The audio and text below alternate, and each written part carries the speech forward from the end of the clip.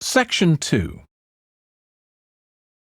You will hear a restaurant manager talking to a small group of new staff who are starting work as kitchen assistants in a restaurant. First, you have some time to look at questions 11 to 16.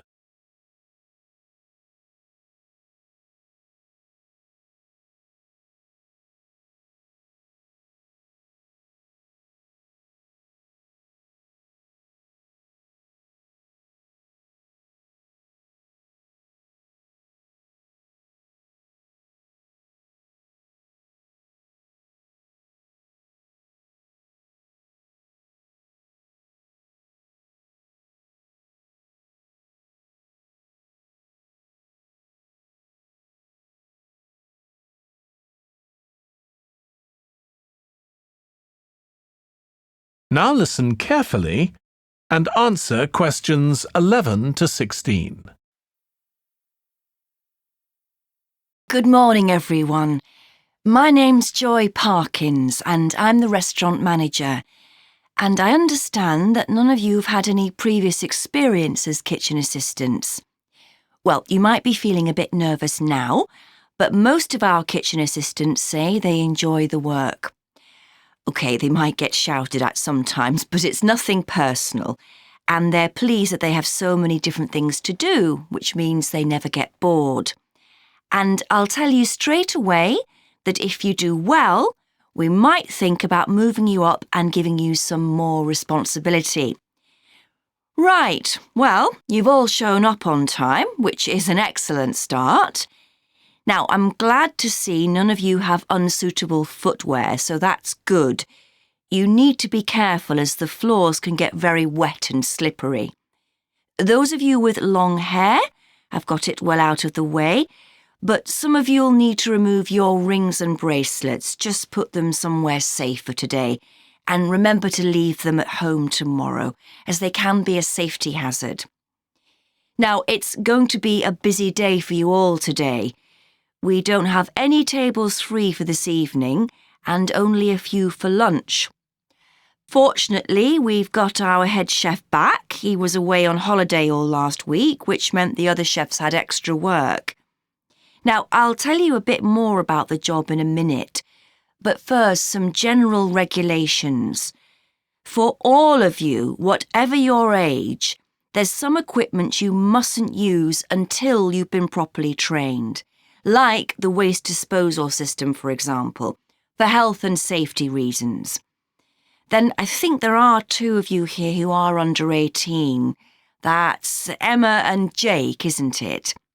Right, so for you 2, the meat slicer is out of bounds, and of course none of you are allowed to use the electric mixer until you've been shown how it works. Now, you may have heard that this can be a stressful job, and I have to say that can be true. You'll be working an 8-hour day for the first week, though you'll have the chance to do overtime after that as well if you want to. But however long the hours are, you'll get a break in the middle. What you will find is that you're on your feet all day long, lifting and carrying. So, if you're not fit now, you soon will be. You'll find you don't have much chance to take it easy. When someone tells you to do something, you need to do it straight away.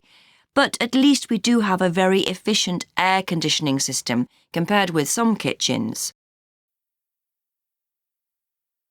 Before you hear the rest of the talk, you have some time to look at questions 17 to 20.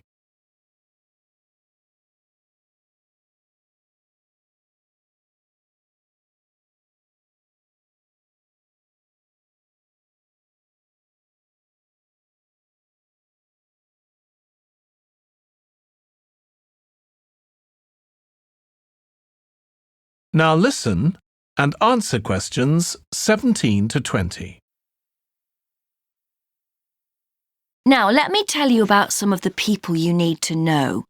So, as I said, I'm Joy Parkins, and I decide who does what during the day and how long they work for. I'll be trying to get you to work with as many different people in the kitchen as possible, so that you learn while you're on the job. One person whose name you must remember is David Field. If you injure yourself at all, even if it's really minor, you must report to him and he'll make sure the incident is recorded and you get the appropriate treatment. He's trained to give basic treatment to staff himself, or he'll send you off somewhere else if necessary. Then there's Dexter Wills. He's the person you need to see if you smash a plate or something like that. Don't just leave it and hope no one will notice. It's really important to get things noted and replaced, or there could be problems later. And finally, there's Mike Smith. He's the member of staff who takes care of all the stores of perishables. So if you notice we're getting low in flour or sugar or something, make sure you let him know so he can put in an order. OK, now the next thing we need to cover. That is the end of Section 2. You now have half a minute to check your answers.